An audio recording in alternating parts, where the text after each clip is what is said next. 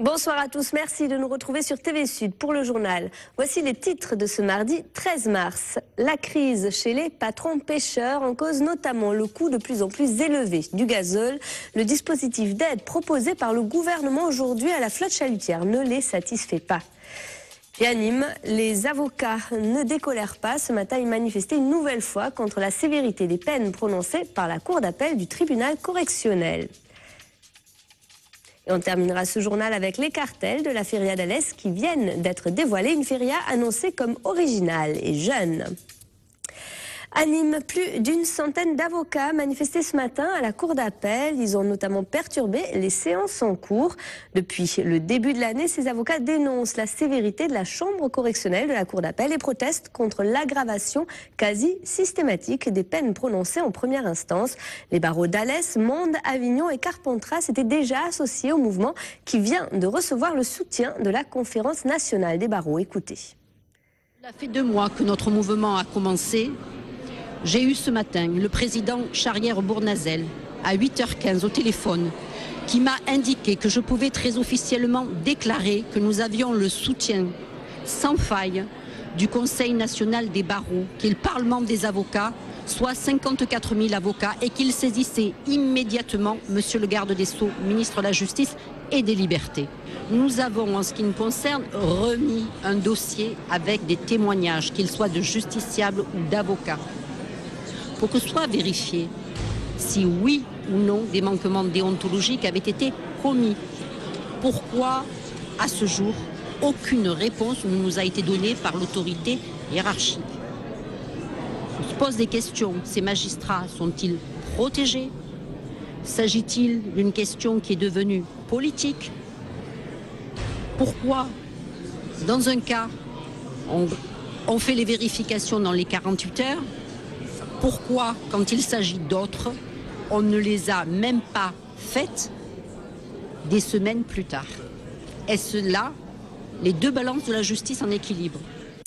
Une vingtaine de parents d'élèves occupaient l'école Daniel Casanova ce matin à Nîmes pour protester contre la fermeture annoncée d'une classe à la rentrée prochaine.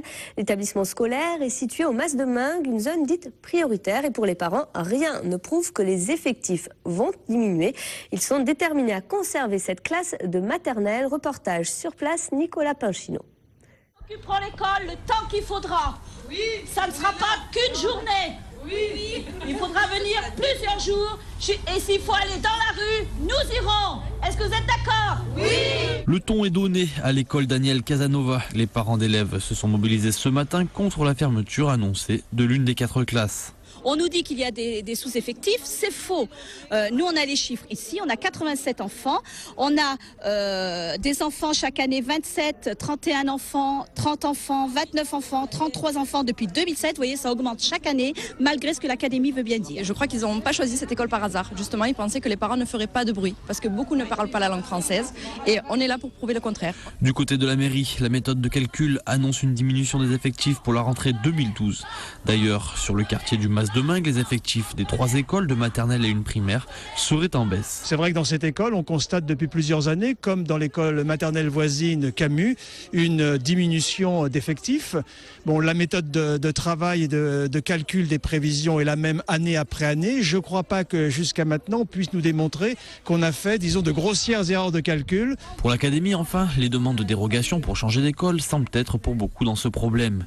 Difficile en effet de savoir réellement combien d'enfants seront inscrits à la rentrée. Il y a aussi beaucoup de parents qui demandent des dérogations pour aller ailleurs. Il faut savoir que cette école maternelle partage son périmètre scolaire avec l'école voisine Albert Camus, où les effectifs sont encore plus en baisse. Mais comme elle n'a que 3 classes, nous n'avons pas souhaité procéder à une fermeture dans cette école. Pour l'heure, les parents d'élèves de l'école Daniel Casanova ne laisseront rien passer et resteront mobilisés tant qu'ils n'auront pas obtenu gain de cause. Les patrons pêcheurs du littoral méditerranéen sont inquiets depuis plus d'1 an. Ils souffrent notamment de la hausse du prix du gazole. Cet après-midi à 7, le sous-préfet chargé de mission pour le littoral a annoncé un plan d'aide qui ne satisfait pas les pêcheurs. Ils sont une 50aine à se réunir ce soir à 7. Voyez le reportage de Jean Brun. Confrontés à la hausse du prix du pétrole et à la baisse des ressources halieutiques, les patrons pêcheurs de Méditerranée vivent une crise sans précédent. Après quelques actions musclées, ils avaient écrit au président de la République pour réclamer de l'aide avant ce mardi. L'ultimatum des patrons pêcheurs expirait aujourd'hui et en cette période électorale, le gouvernement n'allait pas les laisser sans réponse après les 7 millions d'euros accordés en 2011. L'effort est en augmentation pour le budget 2012 puisque donc 9 millions d'euros leur seront consacrés en 2012, au travers d'une part d'un plan de sortie de flotte qui pourrait se monter à 6 millions d'euros cette année et 6 millions d'euros encore en 2013 pour les aider à restructurer, mais aussi des aides sur les arrêts temporaires, ce qui sont des arrêts d'une part biologiques qui leur permet d'interrompre leur travail pendant 30 jours et d'être compensés. Une compensation réclamée par les patrons pêcheurs, mais qui accompagne toujours une volonté de désarmement de la part du gouvernement, qui laisse peu d'espoir pour l'avenir. Il n'y a pas grand-chose de nouveau. On ne va pas dire que ce n'est pas intéressant, c'est toujours ça le prix. Mais il y a beaucoup sur les sorties de flotte. Les sorties de flotte, c'est détruire la flottille. Il n'y a pas d'avenir pour ceux qui vont rester. Ça va être mal se jouer encore avec des réunions à Paris pour décider, pour savoir ce qu'on peut faire pour l'avenir. Parce que c'est bien d'avoir de l'argent, mais rien que pour détruire la flottille, c'est pas. On ne veut pas dire qu'aujourd'hui on n'est pas aidé.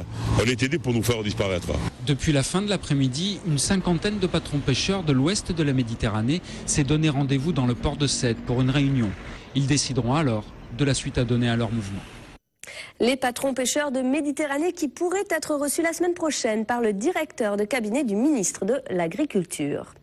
L'inquiétude quartier du Petit Bar à Montpellier. 2 familles sont actuellement menacées d'expulsion et depuis 6 mois, les tentatives pour trouver une solution de relogement n'aboutissent pas. La trêve hivernale se terminant jeudi, l'association Justice pour le Petit Bar est montée au créneau réclamant des réponses auprès notamment d'Héros Habitat. On écoute l'un des représentants de cette association au micro d'Olivier Brachard. Pour l'instant, ça a été que des paroles. Demain, on saura avec les écrits. Parce que voilà, les paroles s'envolent, les écrits restent. Ça, on le sait, on connaît la chanson. Quels écrits vous attendez? L'écrit comme quoi ils prendraient bien en charge ces 2 familles. Justement pour l'huissier de justice, pour pas qu'ils interviennent le 15 ou le 16. D'accord, prendre en charge ces familles pour les reloger ailleurs. Pour les reloger ailleurs, oui, effectivement. Toujours au Petit Bar? Une famille à la pergola, une famille qui va être une famille pour la pergola, une pour la paillade. En Languedoc-Roussillon, le niveau de vie est l'un des plus faibles de France. C'est ce que révèle l'Institut national de la statistique et des études économiques dans sa dernière étude. 470 500 personnes vivent sous le seuil de pauvreté dans la région en 2009, soit 17 000 de plus que l'année précédente. En cause, la crise qui a creusé les inégalités, comme l'explique l'auteur de cette étude au micro de Jean Brun.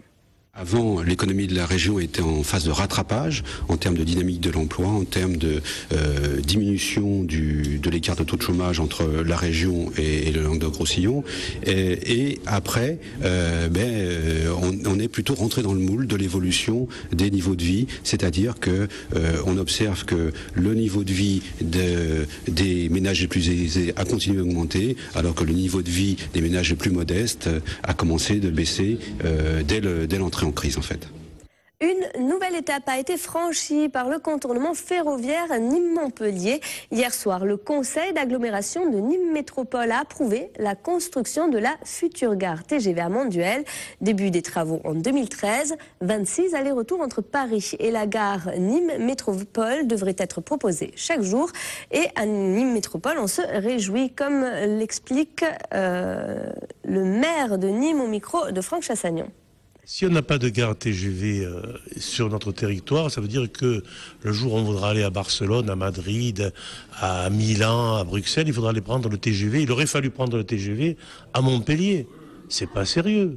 Je crois qu'autour d'une gare, il y a des voyageurs d'abord, puis il y a des activités qui vont se créer, puisque 150 hectares d'activités. Ça sera la porte du Languedoc-Roussillon. La première gare en Languedoc-Roussillon sera sur le territoire de Nîmes Métropole. C'est énorme comme décision. Je crois qu'aujourd'hui, c'est un grand jour pour l'agglomération. Ça aurait pu être un grand jour pour le Gard si effectivement M. Alary s'était associé au financement de cette gare qui va être pris quand même à 90% par les autres collectivités. Nîmes va payer que 7-8% de cette gare, c'est-à-dire à peu près 9 millions d'euros, alors qu'elle va en coûter 95 millions d'euros. Et puis je dis aux Nîmois, il y aura toujours des TGV pour Paris qui partiront 11 allers-retours par jour sur Paris qui partiront de la gare centrale. Je suis très attaché à cette gare centrale. Il y a eu de gros travaux de réaliser. Il faut qu'elle vive et elle vivra. Et cet après-midi, le Conseil général du Gard confirme son refus de financer cette future gare TGV. Je vous rappelle que la future ligne grande vitesse reliera Nîmes à Paris en 2h35 et Barcelone en moins de 2 heures. À Montpellier, le jeu de pommes est désormais définitivement fermé à la circulation depuis hier. Seuls les bus taxis et la future ligne 3 du tramway emprunteront désormais cet axe qui devient donc piéton. Pour les automobilistes, des itinéraires de délestage sont bien entendu prévus. Reste maintenant à s'adapter une nouvelle fois au changement du plan de circulation. Reportage, Romain Bassac et Alice Alali. Encore des travaux. Le boulevard du Jeu de Pommes subit les aménagements urbains de la mairie. Trottoirs, chaussées, flore, tout sera remis à neuf et réservé aux piétons. Au détriment des automobilistes qui doivent bifurquer pour s'engouffrer dans Gambetta. Sûrement depuis qu'ils construisent la ligne 1, sans exagérer, qu'il y a des travaux. Donc ça commence à aller mieux, mais c'est vrai que c'était embêtant, quoi. Mais le problème avec Montpellier, c'est que c'est tout le temps un travaux en fait. Ça n'arrête pas. Des travaux qui devraient améliorer le quotidien des riverains. Personnellement, ça m'arrange puisqu'il y aura un tram et je pense que c'est pour la bonne cause. On s'est un peu inquiété pour les commerces, mais je pense que ça peut les relancer, ouais, c'est intéressant. Pour le commerce, ça va être plus calme, hein. Moins de bruit, moins de pollution. Il y a beaucoup de commerces qui avaient fermé et j'espère que ça va amplifier la venue d'autres commerces pour le bien de la ville. Le lifting du boulevard Jeu de Pommes se terminera en novembre 2013. Cette zone restera réservée aux transports en commun, bus, vélomag et la ligne 3 de tram qui s'ajoutera aux 2 déjà existantes. Le MHB se déplace à Tremblay en France demain pour le compte de la 18e journée du championnat. Les handballeurs montpelliérains qui caracolent en tête du classement. Une supériorité qui ne doit pas les amener à se relâcher. Juste avant le choc face à Barcelone, le champion d'Europe, ce sera dimanche à René Bougnol. On écoute tout de suite Samuel Onroubien au micro d'Olivier Brachard. Il faut qu'on joue au handball sans se poser de questions, en donnant tout ce qu'on peut donner, tout ce qu'on sait donner. Voilà, il faut qu'on arrête de se poser des questions, il faut qu'on joue au hand tous ensemble.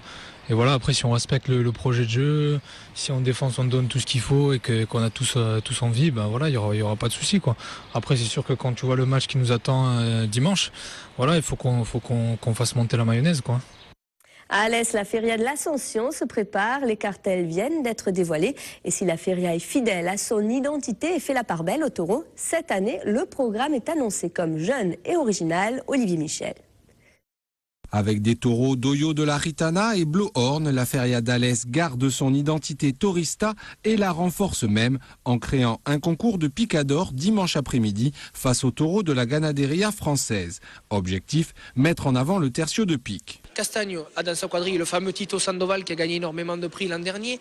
Avec le concours de Caltoro, nous allons rentrer dans cette corrida les picadors comme Gabin Rehabi, qui est aussi un très bon picador français, comme Paco Maria, qui est bien aussi connu de l'afition, et nous allons juger ces picadors.